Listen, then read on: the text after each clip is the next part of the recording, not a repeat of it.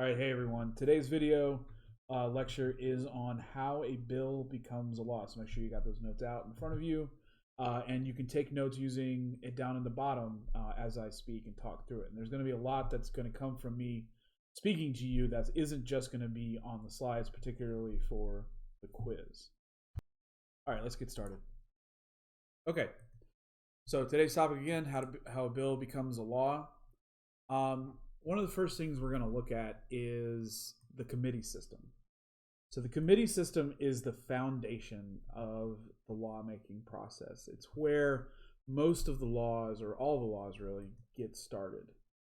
So what is a committee? A committee doesn't just exist in government. They exist in all facets of life. But a committee is a group of people who get together to, in general, just to study something.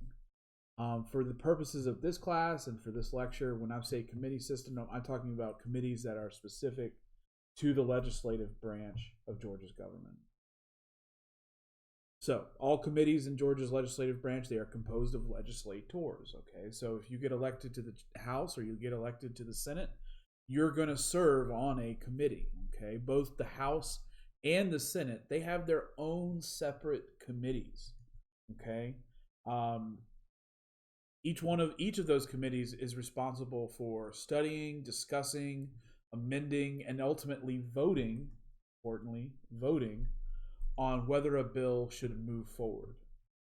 The reason that this exists, this committee system exists, is so that the members of the committees become experts on the types of law that they are responsible for. Because ultimately, it's impossible for you to be an expert in something. It's also a way for legislators to advocate on behalf of those they represent for the issues that are important to those people. So, for example, if you are a representative from Savannah, you probably want to be on the committee that deals with ports. All right?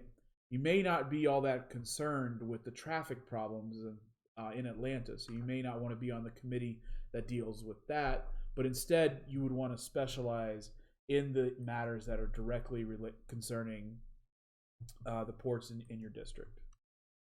Now, how does a bill actually get started in a committee? Well, before it ever gets to the committee, it first lands on the desk of the leadership in each one of the chambers. So, in the Speaker of in the House of Representatives, it's going to be the Speaker of the House that decides what committee the particular bill gets assigned to, and then in the Senate, that's going to be the responsibility of the majority leader. Both the House and the Senate, like I already said, they have their own their own special committees, and these committees overlap. So there will be a House committee on education and then another Senate committee on education. We call those types of committees standing committees. They are permanent. That means they are there every single legislative session. Every single legislator will serve on at least one standing committee. All right, they may not serve on any other type of committee, but they will serve on a standing committee. And again, they're organized around major subject areas like transportation and education.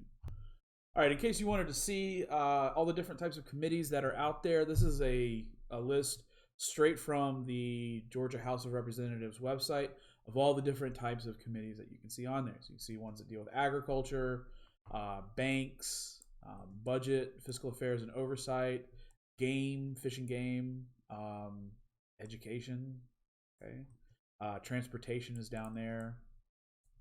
So again, there's all sorts of different types of committees. Now you're going to see some of the same stuff, not exactly the same, but some of the same stuff in the Senate. So you can see that the Senate has a committee on education and youth. A little different, but it's functionally the same. And you can see that the Senate also has a committee on transportation. And again, these are all what are called standing committees. They are there every single time the legislature meets. Now, the other two committee types that we'll learn about besides standing committees, they are called conference committees, and ad hoc committees. Both conference and ad hoc committees are considered or given the adjective label joint committees. Now, anytime you say that a committee is a joint committee in government, that means it has members of both the House and the Senate on the same committee. So that is different than a standing committee. A standing committee only has members from one chamber on them. A conference committee and an ad hoc committee, both of them being joint committees, will have members of both the House and the Senate working together on that committee. Now, specifically, what is the purpose of a conference committee? A conference committee is created anytime there's a difference between two different versions of the bill. We'll talk a little bit more about their purpose in the next slide. But just know that the conference committee exists if there's a disagreement on the language of a particular bill. If there's a difference between the version of a bill that was passed by the House and the version of a bill that was passed by the Senate. Ad hoc committees, those are special committees created for one specific purpose, and once they fulfill that purpose, they go away. So ad hoc is a fancy Latin way of saying temporary. All right, so you'll also hear these referred to as temporary committees. They'll be created to study particular issues that are facing Georgians. So one ad hoc committee that was created to try to get the film industry to move here. So if you think back to the Modern Georgia Unit, all of those tax incentives, those were all thought up by an ad hoc committee. Once they presented their proposals and those proposals were turned into law, that committee went away. All right, next up, we're going to look at the simple version of how a bill becomes a law. All right, now there are a lot of other little tiny steps that exist between each one of the steps I'm about to talk about. But ultimately, if you're looking at it from a further distance, just trying to get the big picture, these are the very basic steps that have to take place before a bill becomes a law. So again, this is the simple version. There are other versions. We're going to talk about one at the end of it here, but I want you to get kind of the broad strokes before we dive into the details. All right, so I've broken this up. It says committee in this box here. It says Committee 1, Chamber 1, Committee 2, Chamber 2, and then Governor. Along every single one of these points is where a vote takes place. So that means legislators raising their hand saying yes or no to a particular bill. All right. Now, when I say committee, so Committee 1 and Committee 2, I'm talking about the standing committees that are in each chamber. All right. So again, those are the committees that we were just talking about here. These are the standing committees. Okay. They exist. There's a standing committee on education in the House and one in the Senate. When we're talking about the committee systems here in the simple version of how a bill becomes a law, we are talking about standing committees. So the Committee 1 is going to look at the legislation, the proposed bill. It's going to study it. It's going to hold hearings. It's going to invite experts to come and testify before them and stuff. You'll sometimes see this on television. It can be really dramatic. But ultimately, after they study it and change up the language, potentially amend the bill, then they're going to take a vote on it. And if at least 50% plus one of the committee votes to approve the bill, then it gets to move on to the next step, which is going to be Chamber 1. Now, what chamber it goes to just depends on, what chamber it starts in. So that could be the House or the Senate. A bill can start in either the House or the Senate. It doesn't have to start in just the House or just the Senate, okay? So it's going to go, Committee 1 is going to take a vote. If they approve it, it's going to go to Chamber 1. Chamber 1 could be the House or the Senate. Let's say they get it. Now, at this point, the whole chamber can take a vote. They can also change the bill or amend the bill if they want to. But let's say for today's example that they take a vote and they all say yes. Then the next step is the Committee 2 in the other chamber. All right. That committee is going to do the same thing that Committee 1 did. They're going to hold hearings. They're going to study the bill. They could potentially change the bill. But ultimately, they're going to take a vote on whether or not to pass it. Let's say they do. Then it goes on to Chamber 2, which in this case is going to be whatever chamber it wasn't already in. Chamber 2 has the opportunity to do the same thing Chamber 1 did. They can discuss it. They can argue about it. They can change it. They can vote on it. All right. And let's say that it reaches Chamber 2, and that chamber, it's the Senate for this example, decides they don't want to do it, they don't like the bill for whatever reason, then they vote it down. So that we would say that they killed the bill. That's kind of one of the ways of referring to the lawmaking process. Anytime a bill dies, you can say that bill was killed, right? But let's say, for example, that they do pass it, then the next step is the governor. The governor, once he or she receives the bill, has 3 choices available to them: sign the bill into law, veto the bill, or just ignore it, not take a position. And if they choose to ignore it, then after a certain amount of time, I think it's 60 days, the bill becomes law. All right, so let's do an example here.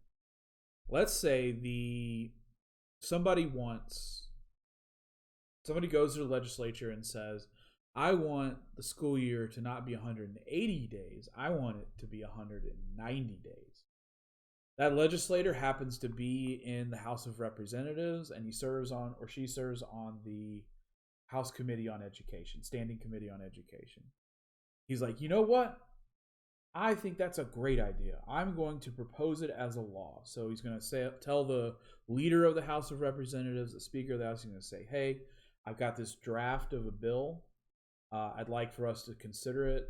The leader of the House, the Speaker of the House, says, okay, go ahead and assign it to the first committee, the Committee on Education. That committee is going to look at the bill, and they're going to say, 190 days, that's kind of long. I know, legislator Adams, you really want it to be 190 days, but we just think that's going to cost too much money. So we're only going to make it 185 days. They take a vote on it.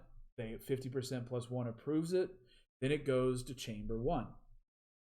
So in this case, that would be a vote or consideration of the entire House of Representatives, not just the small Standing Committee on Education. That chamber is going to vote on it, or are going to argue about it, consider it. And let's say that, I think 185 days is perfect. 50% plus 1 vote, they approve it. Then it moves to Committee 2, which in this case is going to be the Senate Committee on Education. That's the Senate committee. It has the opportunity to vote on it or to change it, to have hearings about it, and ultimately to vote on it. Let's say that they're like, I think 185 days instead of 180 is good. They take a vote, 50% plus 1 approve it. Then it moves on to Chamber 2. That's the entire Senate. So not just the Senate Standing Committee on Education, but the whole Senate as a whole. They also have the authority to amend it, so change it, or to kill it, or to approve it. Right? Now, let's say gets to Chamber 2 and they're almost done. They're about to send it to the governor. But somebody in the Senate, enough people in the Senate, decide that 185 days, that's way too long. And they want to make it 183 days. All right? So they go into the bill and they literally cross out 185 and they write 183. And then a vote is taken and 50% plus 1 of the Senate approves 183 days. Now that is different than Chamber 1. Chamber 1 approved 185 days. So because there's a difference between the two versions of the legislation that was passed by the House on one hand and the Senate on the other, the next step is not the governor. The governor has to receive a bill that is exactly the same that has been passed through both the House and the Senate. So instead of going to the governor, the next step is going to be a conference committee. All right, that's again this joint committee that has members of both the House and the Senate together on it. And that conference committee is going to work out the differences between the two versions of the bill. So again, the House wanted 185 days. The Senate only wants 183. You can imagine them reaching a compromise and saying 184 days is how long we think the school year should be. At that point, and this is frustrating, the whole process starts again. So a whole new bill is written. This one says 184 days. And it goes through Committee 1, Chamber 1, Committee 2, Chamber 2, Governor, all over again. One last thing we need to talk about is the role of the governor in this lawmaking process. So most of how a bill becomes law in the legislative branch. The executive branch, the governor, at least on paper in our simple version, only gets involved right at the end. However, you will notice that down here it says governor chooses floor leaders in the House and Senate to introduce the bills he wants to see passed into law. So even though the governor himself cannot directly introduce a bill to the legislative branch, he has a set of allies that we call floor leaders, or friends that he calls floor leaders, that will do it for him. All right. Another thing I want to point out here is we have 3 branches of government, but only 2 are involved in the lawmaking process. So the lawmaking process mostly involves the legislative branch, and then a little bit includes the executive branch.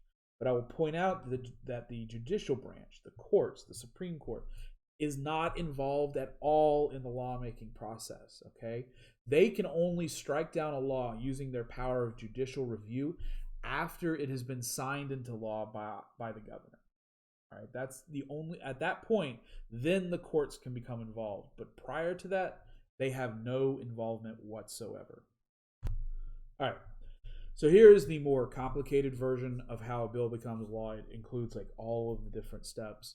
So proposed bill is submitted to the clerk. So if you remember back to the example that we had about that legislator who wanted the school year to be 190 days, he would write it up, give it to the clerk. The clerk would make copies and hand it all out to everybody, either in the whole House or the whole Senate. At that point, the leader of that chamber, so in the House of Representatives, that's the Speaker of the House, or the Senate, that's Majority Leader, will decide what committee is going to consider it.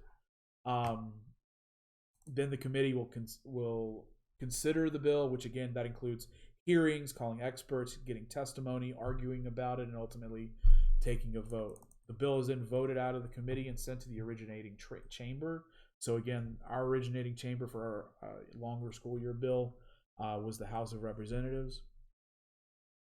And this kind of gets legislators in the original chamber. They can make changes, or they can vote on it and potentially kill it. If bill is passed by originating chamber, it is then sent on to the second chamber for consideration. That's when the leadership in that second chamber will assign it to a committee. So because the first chamber that we discussed was the House of Representatives, the second chamber is going to be the Senate. So that means the majority leader is going to assign it to a particular committee. The bill is then again considered by that second committee. If it's voted on and passed, if no changes are made, if it's voted on and passed, then it's sent to the second chamber as a whole, where they can make changes or vote on it as passed. If no changes are made, then the bill is sent to the governor. At that point, the governor can sign the bill, veto the bill, or let it become law without signing. Right? Now, there is one special case here that we need to talk about. Let's say the governor vetoes the bill. That means he kills it. That means it's dead. That it stops. It does not become law. However, that is not necessarily permanent. Let's say the legislative branch, let's say the governor vetoes the law that extends the school year to 183 days. Let's say the legislative branch, the House and the Senate, they really, really want a longer school year, like badly. They can take a second vote, and as long as at least 2/3 of the members of each chamber, so 2/3 of the members of the House and 2/3 of the members of the Senate, all want a longer school year and vote yes on the longer school year law, then that will override or undo the governor's veto. All right, so you need to remember that number. That is 2/3 majority to override a governor's veto. All right, that about covers it for how a bill becomes a law. If you have any questions, reach out to me, let me know. I will try to do an office hours today. Let me know if you got any questions.